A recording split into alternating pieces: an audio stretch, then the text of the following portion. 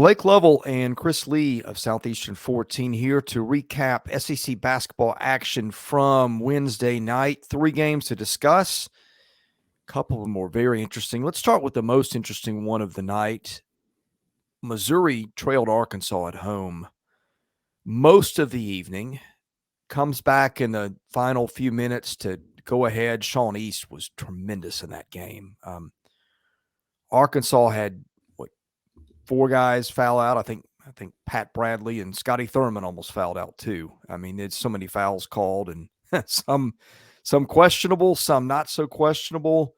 But that was a wildly entertaining game to watch last night in Columbia. That arena was lit, and Dennis Gates of Missouri come out with a huge and a much-needed win, Blake. Yep, the old desperation game. I think that's how it was dubbed heading into this one. That's kind of what it was. I mean, both teams really needed a win based on, not winning games recently. And as we said, for Missouri, I thought this was very must win because losing those 2 road games, then coming back with Arkansas and Alabama on Saturday, you're looking at a potential of a 4-game losing streak there. And so I thought for them to find a way to win was huge. And that was very important, I think, for their kind of moving towards the NCAA tournament, right? Because this is when we have to start really paying attention to this stuff. I get it. Like, I don't care about bracketology in November, because it's just so far away. But now things start to get interesting because you're almost halfway through conference play, and it is important to start looking at some of this and really dissecting resumes and kind of understanding that these are the kind of games I think you have to have if you're Missouri. Now, on the flip side, if you're Arkansas, also the kind of games you have to have. And, I think a frustrating loss for Arkansas. And trust me, don't worry. I will bring up the officiating here in a second because I don't think this was just focused on Arkansas, but I know that's going to be a big talking point and already has been.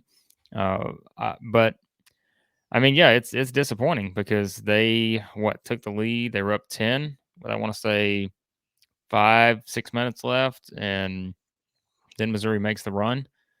I want to say they tied it up at that point, and you feel like Arkansas.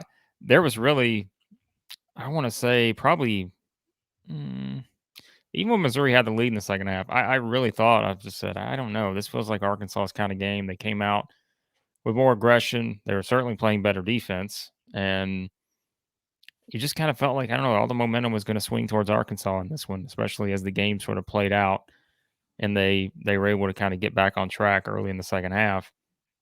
But yeah, I don't know. I mean, you can point to a lot of different things. And like I said, I know free throws and fouls will be mentioned a lot. And let's face it, when you're a team like Arkansas, as we said, it's a very short rotation now.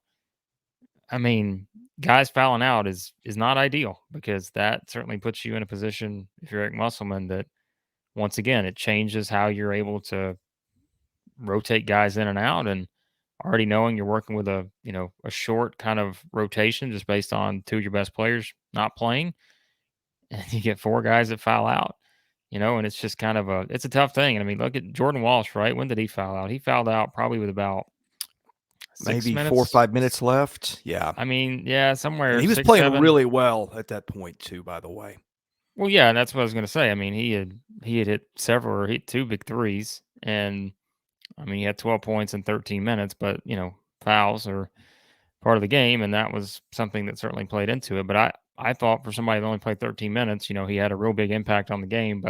And then he fouled out. It may have been more than 6 minutes. I don't remember the exact number, but I thought that was not great for Arkansas because again, you saw Missouri kind of be able to make that run. But I mean, there's so much you could talk about in this game, but I think, I mean, give credit to Missouri. They found a way to win. And I know people are not, Arkansas fans probably won't be happy to hear that, like give credit to Missouri. But I mean, I know the officiating is part of the game. And yeah, I mean, were there some missed calls? Of course there were. Is this something that's happened in SEC basketball for years? Yes. As you're going to see on my Twitter, if you follow me on Twitter, I'm going to point out that this is not a new trend. I know people were like, I saw some people who were just amazed by the fact that there were 56 free throws or 56 fouls and 66 free throws shot. This is nothing new in the SEC. This has been going on for years. There are games that have been way higher than this. And actually, when I'm looking back at it, a lot of Missouri Arkansas games I feel like seem to be this way. But yeah, good win for Missouri. I don't want to say it's a bad loss for Arkansas, but it's a disappointing loss. But now the schedule eases up a little bit, and maybe that's where this Arkansas team can kind of start to make their run and turn things around. I want to go into some NCAA tournament related things later with the whole league. So we'll table that for now. But a few notes on Missouri. Noah Carter was out, I think, with COVID. Averages almost 22 minutes a game. So Missouri was also playing without its best roster. We've talked a lot about Arkansas's. And another interesting, Isiaih Mosley played last night for the first time since December 17th. I don't remember, Blake. We might have considered him to be Missouri's best player coming into the year. He lit it up at Missouri State the last 2 years, and we thought he'd be a huge part of what they're doing. Not entirely certain of the situation. Seems like maybe some personal things going on off the court with him. Just hard to know. But anyway, big hats off to Missouri, again, getting a win in a spot where it needed one and did not have all of the parts at its disposal either. Yeah, and I was kind of gonna. I knew you would bring up kind of that double there of Carter not playing because we talked about him. He gives them a scoring boost, right? And there was a point in that game where it's like, I mean, it's they needed to score and they were not scoring at their level they usually score at, and I think a lot of that had to do with Arkansas really playing much better defense, as I said.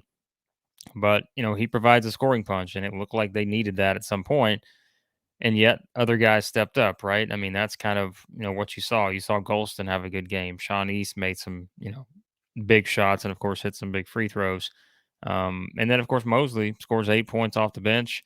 And, yeah, I mean, they're a better team when he's an option. I mean, there's no question because, like you said, I mean, what we're going to do coming the season, we're going to ignore the fact that this guy averaged whatever 21 or 22 points at Missouri State, and could be the best player on the team, could be the most prolific scorer on the team. But like you said, there's certainly been things going on there that are none of our business that has not allowed him to play recently. But if they get him back and he's anywhere close to the Isiaih Mosley that he can be, that's a huge boost for Missouri. And I think he certainly showed some things last night that playing with confidence, and I think just as he gets back into the game a little bit and finds a groove, I think that will be huge for them because he can be the best player, second best player on this team. I think Kobe Brown's probably still the guy that's going to decide whether this team, makes it far, gets to the tournament, all that kind of stuff. Like he's still the deciding factor.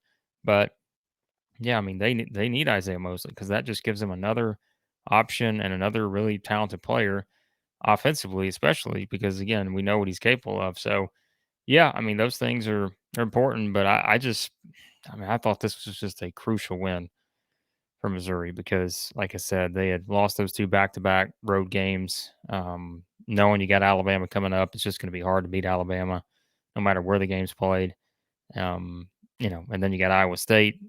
I think the next Saturday, and that's a tough game. So like, there's a lot of tough games still left. But when you actually look at Missouri's schedule, like it's, you know, they got Bama, they got Iowa State, they got to go to Mississippi State, they got to go to Tennessee, they got to go to Auburn. So, like, you look at the road games, especially, they got a lot of tough road games left to go. But I think a lot of their home games are going to be winnable. And we'll talk about the Alabama game. We do our predictions, but I think this was just, this is kind of that exhale, right? Like, we get this win, let's kind of regroup and let's move forward from here going into our game against Alabama. So yeah, it's a significant win any way you look at it. Elsewhere, we had a couple of rock fights.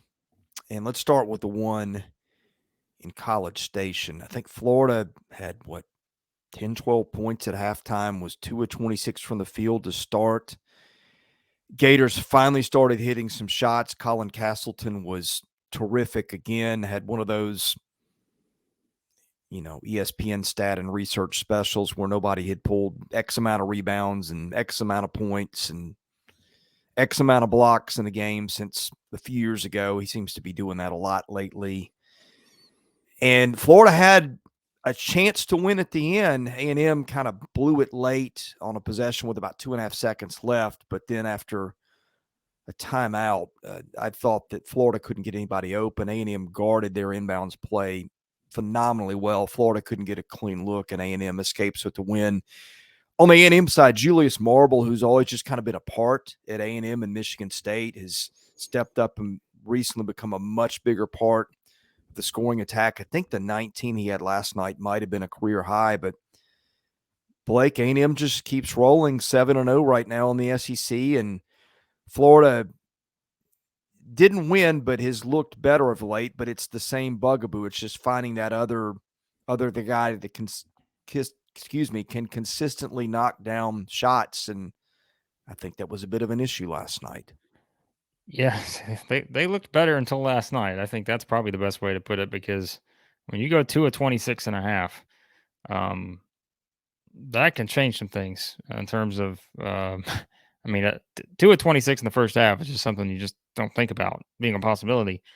But they did, and credit them for, fighting back and having a chance to win the game, on a final possession.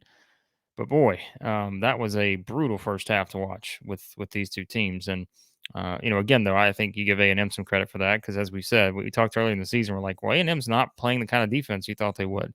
They're giving up 88 to Murray State, 103 to Colorado, 80s to Boise, and Boise State and Memphis. I mean, the defense was not there, I felt like, early in the season, but now they started turning on. I think, as we've already talked about, haven't given up more than 65 in their 5 SEC games. So their defense has gotten a lot better, and they're putting that pressure now on, their opponents, and that allows them to get some easier offense. Didn't get easier offense last night against Florida, but yeah, I mean, look, the thing is, like, what's going to happen when Buzz starts playing, non-first year SEC head coaches? Because, man, he's 5-0 now against them. So beating Florida twice, Todd Golden, beating LSU, Matt McMahon, beating Missouri, Dennis Gates, beating South Carolina, Lamont Paris.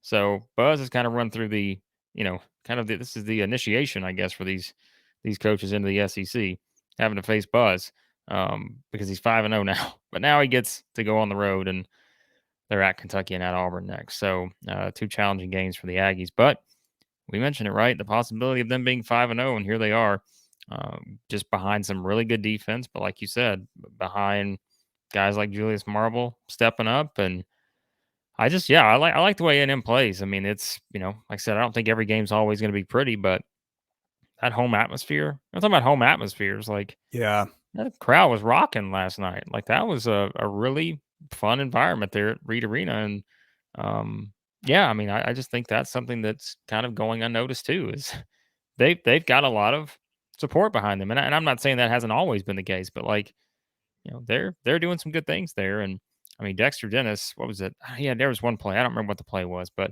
I just remember going, wow. I don't know if it was a dunk. I don't remember what the play was, but I mean, he had 16 rebounds. And so, yeah, I mean, a nice win for A&M. It wasn't pretty. I think you kind of expected it to be a more defensive minded game. The first one was 66-63. So this was a little more to the extreme, but yeah, I mean, it's just, here they go again. Like, they're 5-0, and it's like, right now, would they be in the NCAA tournament? No, even at 5-0 in the SEC, but they built, they haven't, they've avoided the bad losses. And we always say that can be just as important. And right now, at least in SEC play, they've avoided some bad losses. Not to say they didn't in non-conference play, but yeah. So here they are, and next 3 of the next 4 are going to be on the road at Kentucky, at Auburn, home against Vanderbilt, at Arkansas. So the toughest part of the schedule begins now for A&M. I feel like Auburn and LSU kind of went the way we drew it up. We talked about how LSU struggles to score, and really how it has really been struggling with 2-point shooting lately. That's basically how it went down in Baton Rouge last night. I think that's the first time Auburn had held an SEC team under 50 points since 2013 against Alabama. I think my buddy Jay Tate wrote that one up. So credit him there. But yeah, LSU, Justice Hill, I think, is taking a leave of absence right now. He's had a disappointing year. And I just think it's just gotten so much tougher on KJ Williams not to have a dependable second scorer. We've talked about Adam Miller's done it at times. As for Auburn, that team keeps playing a little bit better and a little bit better. And offensively, it is not a perfect team. It's a flawed team, but defensively, they're really getting it done right now. Yeah, I mean, I feel like I don't understand at this point why. I do understand it, but I don't understand why I think people are really starting to continue to kind of have the same narrative with Auburn that we had a month ago, because I think it's pretty clear now that they're clearly the third best team in the league. Well, and they're clearly playing a lot better.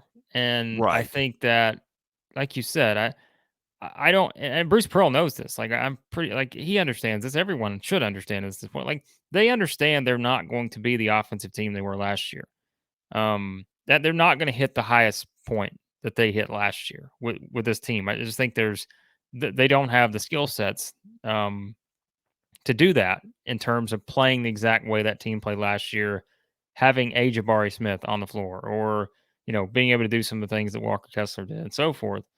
But I don't think we should just ignore the fact that they still have some very skilled offensive players that can give them, and they have multiple. And I think that's the thing, right? It's, in all honesty, like, it's not kind of what we feel like with LSU, where it's like LSU, if KJ Williams and Adam Miller don't combine for at least 30 points, they're in trouble or more.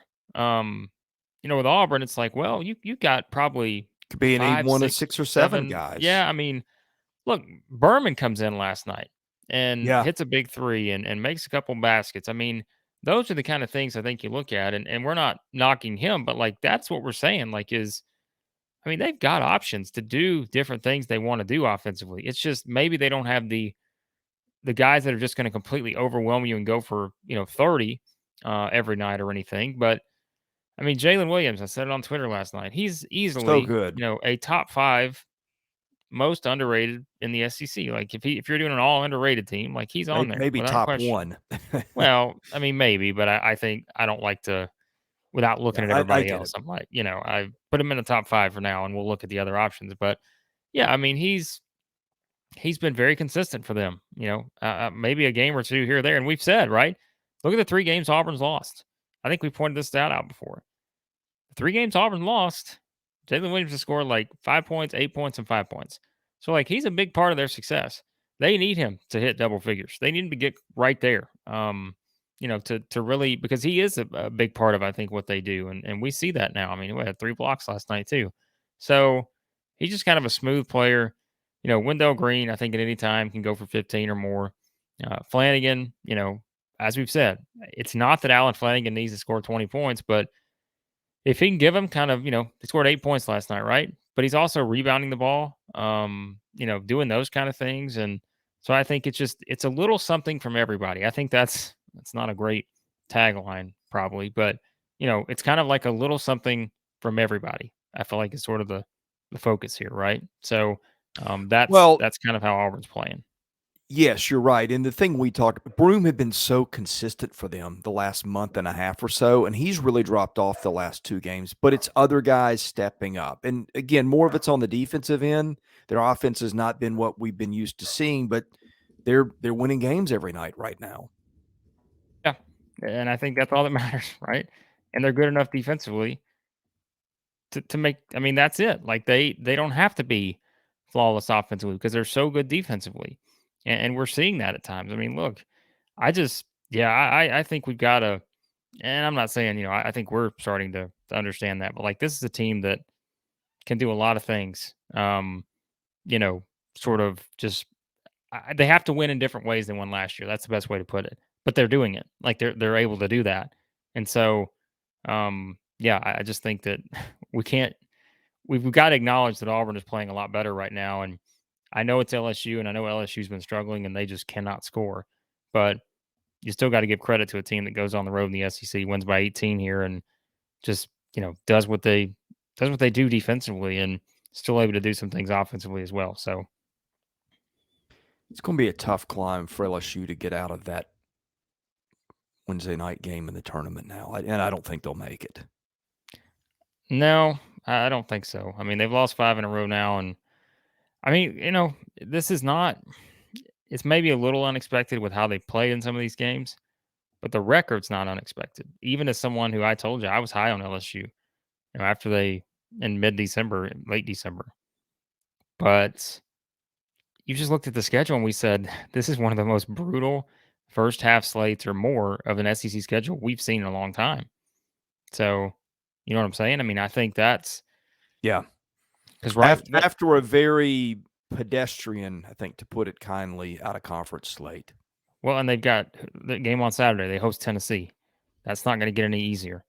So then they got to go to Arkansas, who's desperate, right? I mean, that's kind of a big. I mean, Arkansas is in desperation mode. Next SEC game after that, at Missouri. Next SEC game, home against Bama, just beat them by 40. Then they got to go to Mississippi State. Then they're home against A&M. At Georgia. I mean, the next game they're going to be favored in my opinion, is probably going to be against South Carolina on February 18th. And I think we've kind of pointed that out before.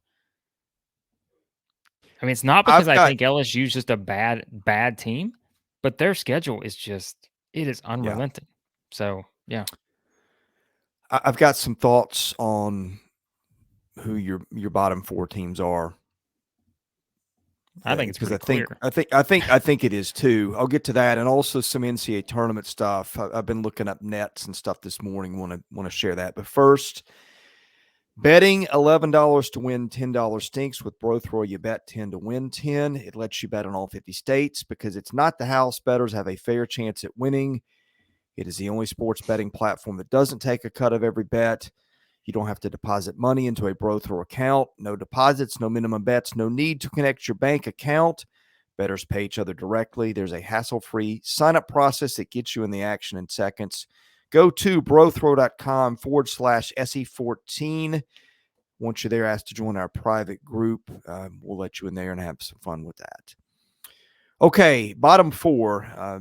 I'm sure we're thinking the same thing here, but tell me if not. I think right now, you're hard-pressed to see South Carolina as anything but the 14. I see probably Ole Miss as the 13. LSU or Vandy is the next 2. If you're not aware, Vanderbilt has lost Liam Robbins, I think maybe for the year. He is hands down their best player. We talk about the whole LSU is Doug plus the schedule. Right now, Ken Pom has got the bottom 4. Vandy beat 11, projected at 7-11, but that includes what Robbins has done, and he won't be with the team going forward. So whatever that win total is, I'm pretty sure it's going to be south of 11. You got Ole Miss projected 6-12, LSU projected at 5-13, and South Carolina at 3-15. By the way, Arkansas now projected at 8-10, Blake.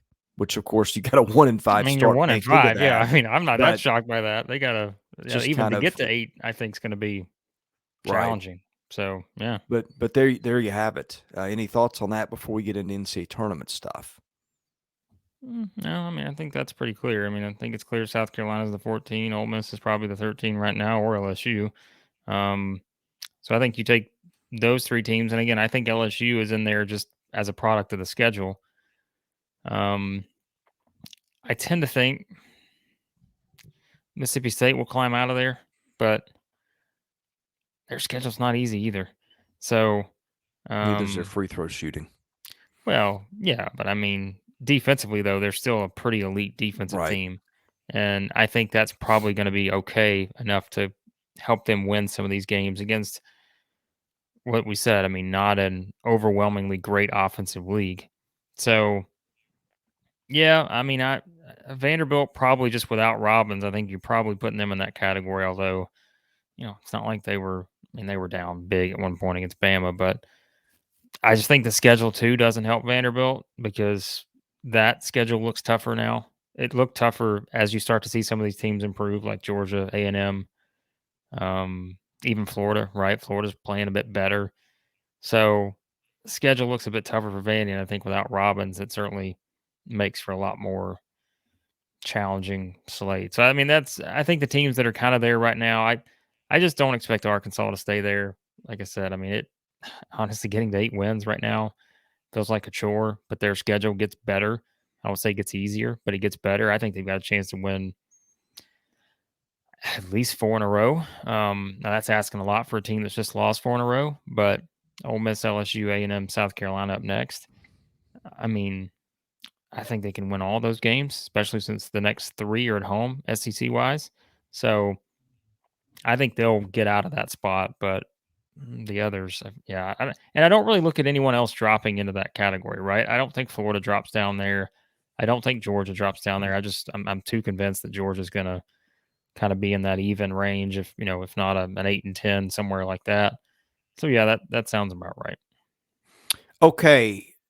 I got net rankings as of this morning. I know that's your favorite stat, Blake. You're an expert All on the right. net. Let me know when the net rankings are over. I'll be back. And then we've got bracket matrix. How about this? Now hold bracket on. matrix. Let me Sure. say this real quick. As you go into the net rankings, there's one thing I want you to explain to me once you read them off, because as of this morning, let me just ask you this question real quick: is Alabama ahead of Tennessee? No. All right. I want you to explain to me why that's not the case once you get into that. I cannot. Okay. I'm just asking. Like, and I'm not. Look, I'm it just could be the anybody, messenger, Blake. but I'm just the messenger. I'm just curious because I don't know that I really understand it, but I'm just curious. Computers have been known to spit out funny things from time to time. Boy, look. Speaking of which, we'll get into that with our previews. And Kentucky's just continues to be all over the place in the computers. Okay, starting from the top, Alabama and bracket matrix is, if you've never been there, it's bracketmatrix.com.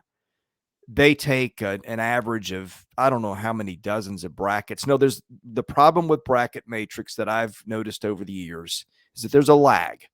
So if a team gets a couple of wins, say in a 3 or 4 day span, they may not have picked up on that yet. Some of them maybe updated their brackets 2-3 games ago for most of these teams. And so whatever you see in bracket matrix is not usually up to the minute, but it's what we have to work with. Okay.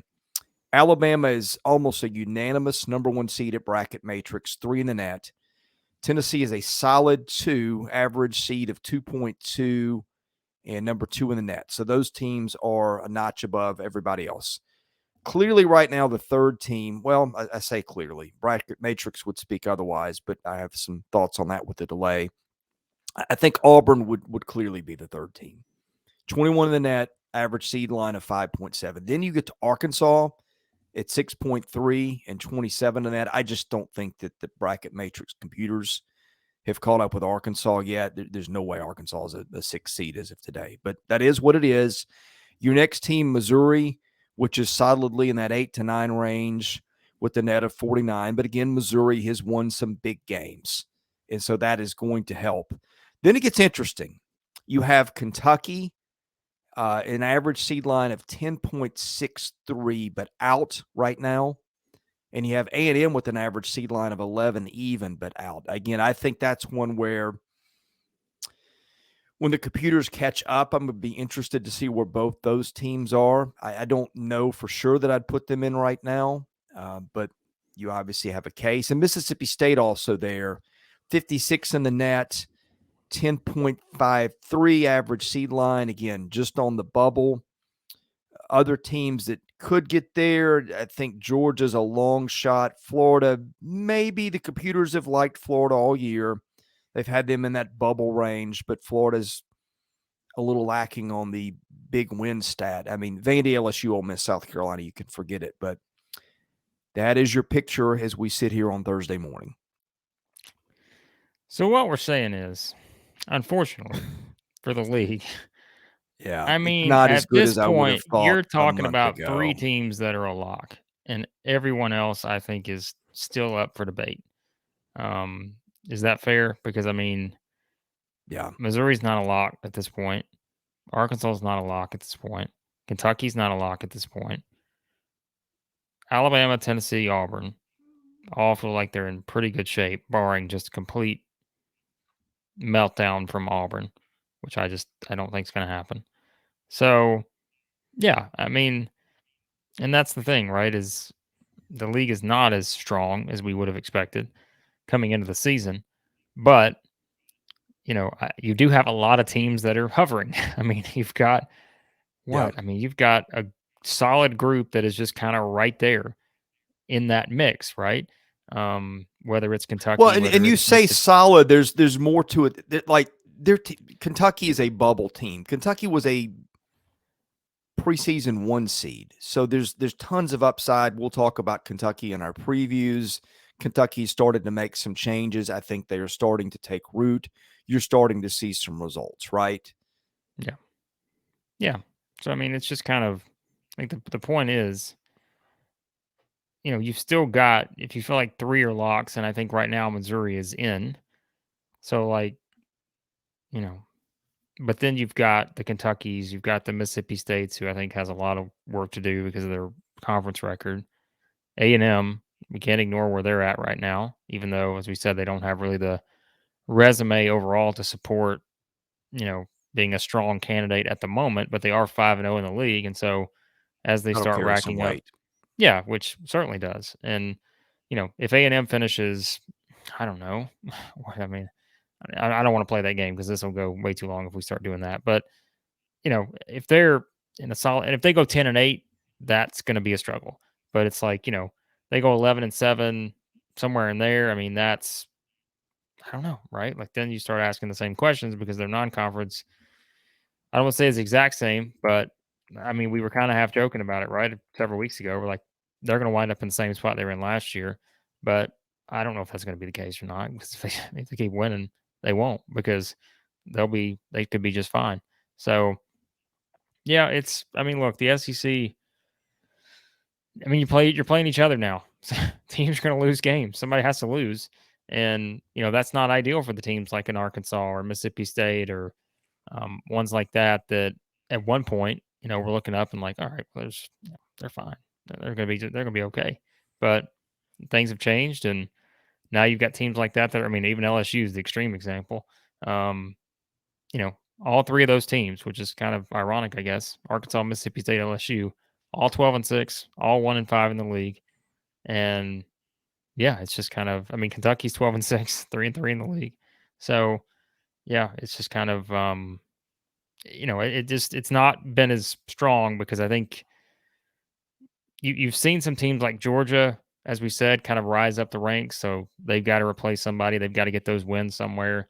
A&M's been off to a kind of start we didn't really expect. Maybe it's not that I don't know that we wouldn't have expected it to start the season, but we certainly didn't expect it, a month ago after they had just lost a home game to Wofford, right? So I think, yeah, it's just kind of changed a lot. And the teams that maybe like at A&M, like a Georgia, even a Kentucky, that don't really have the overall resumes that are just that strong, have all of a sudden beaten some of those teams that we at one point, like as we said, like Arkansas, Mississippi State, that were really looking pretty for a while there, but have just kind of gone in the opposite direction. So yeah, I think it's 3 teams right now. I'm not saying only 3 would get in. I'm saying you've got 3 that I feel like are pretty close to locks. Everyone else is to be determined.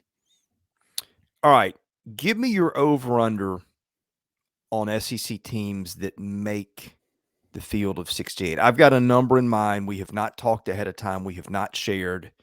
And I ask you without sharing my answer is to not bias yours. But I'm very curious what that number is that you would put on it right now. How many teams that make it, or just give me an over-under setting it at a number?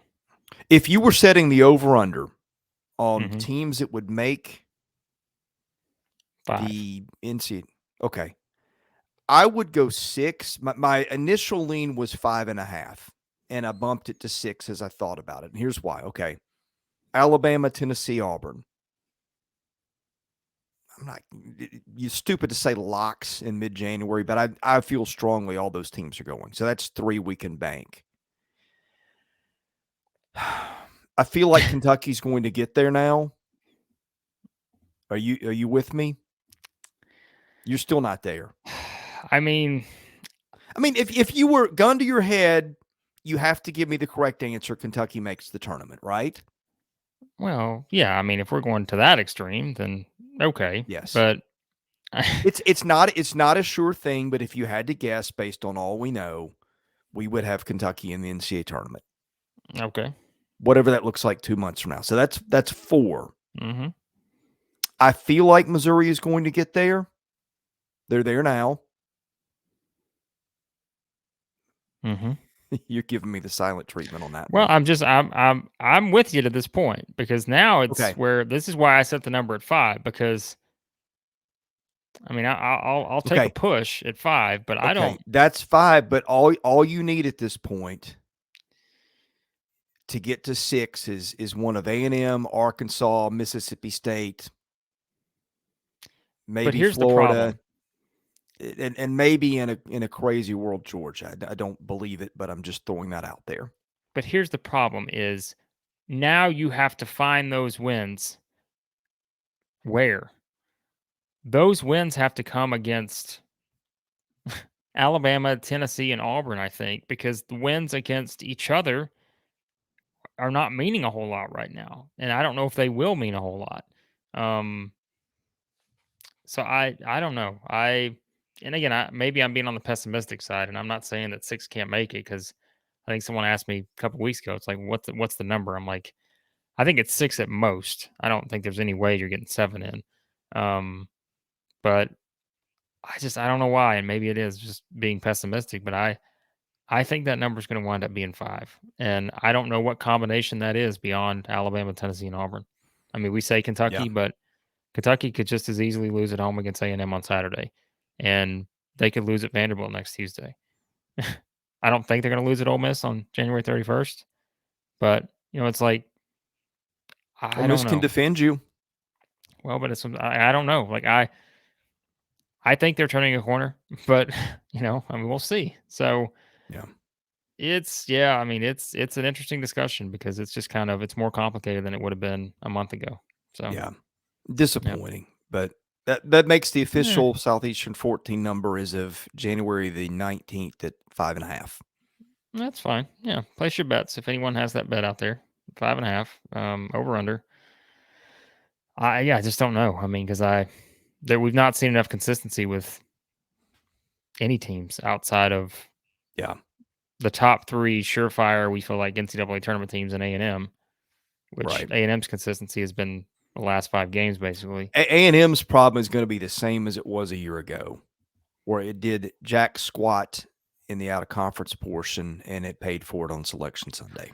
Well, and the difference a year ago, though, we have to remember, I think, is they were 9-9 in the SEC at the end of the regular season. If they get to like an 11-7 or something, um, I think they're going to probably be okay. 10-8, maybe it's you need to win a tournament game or 2. I mean, last year they got all the way to but here's the problem too, right? And this is a They've much been deeper bad discussion. losses too, back Well, but to here's the Murray State problem. and Wofford. What have we said every year?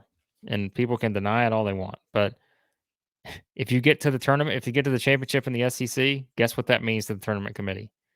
Nothing. 0. Like, Yeah. because the field's pretty much set before that happens. We talk about this every year. So if you're a team that puts yourself in a position where you have to get in the tournament by getting to the championship in the SEC tournament, you're probably have your back against the wall, because it just seems like that's always something that plays into the fact. And Well, I don't know. the caveat could be if the committee looks at it and said, hey, we made a mistake last year with A&M. We're going to put a little more emphasis on it, but they got so much work to do, and you got to get so much done probably before any game is played Sunday, other than whoever makes the automatic bids, that Yeah. maybe that's not realistic. I'd like to think it is, but maybe it's not. Yeah, we'll see. I mean, it's like I said, this is when we start having that discussion, but obviously there's still so much that can change with teams, 5, 6 games now into the league play, and, a third of the way in basically. And there's still a lot that can change. So we certainly get ahead of ourselves when we have these discussions, but this is that point though, where you're like, you have to actually start digging into the schedule, because if you're a team that doesn't have a great SEC schedule or, whatever, you have a tough SEC schedule, that can be good and bad both ways. So how does Ken Palm rank the conference strength of schedule? Is that current, like to date, or is that overall? I think I'm curious about does that. Does he do strength of schedule for leagues? Oh yeah, just go to the conference page and you'll see conference strength of schedule. Okay, well, by the way, the league is now dropped from 3rd to 4th in his overall rankings. Oh yeah, that happened a couple weeks ago. Like it started. Oh, okay, I had not noticed. Yeah, it started to drop. So, my question would be: I'm not seeing that, Blake. Right past the adjusted tempo, conference SOS on the league page. I'm looking at the mobile. Oh well, maybe it's just not on the mobile. There may be something I'm missing here. Yeah, because it shows conference strength of schedule. As of right now, it has Mississippi State as number 1, LSU is number 2. Oh, you mean for teams in the league? I thought you meant for the league as the whole. Sorry. No. Yeah. My question was: is it to this point, or is it the overall schedule? If that makes sense, is this the strength of schedule they have to this point, or is it the strength of schedule projecting ahead? Oh, you know what I'm saying? So. Because like A&M, I think it's what they've played. Yeah, that's kind of what I was thinking. Because A&M does have the easiest, and the toughest so far would be State. And LSU's right behind them. Yeah, which makes sense. Yeah. Vanderbilt's third. That also makes sense. So that's kind of what I was wondering. So, which is weird because look, if you say conference strength of schedule, right? If it's to this point, then guess what? The top 4 teams in the league have played the easiest schedule. But it's one of those things where you can kind of split hairs with that kind of stuff. But you also, if you're a bad team, you also benefit by or suffer by not playing yourself. But let me say this real quick before I forget. Which is, I guess that's kind of a dumb comment, but you know what I mean. I know what you're saying. Let me say this before we wrap up because I know I'm going to forget to say it. I mean, I made the mention on Twitter that my sister started college yesterday, and I also said that. Hang on, Chris. Wait for the punchline. She graduated by the time the Arkansas-Missouri game was over. So, so I just had to wait for it. So I knew this was going somewhere. I put that on Twitter. Like that game was 2 hours and 37 minutes. So, oh my goodness. That's not even the longest game we've seen this year, is it?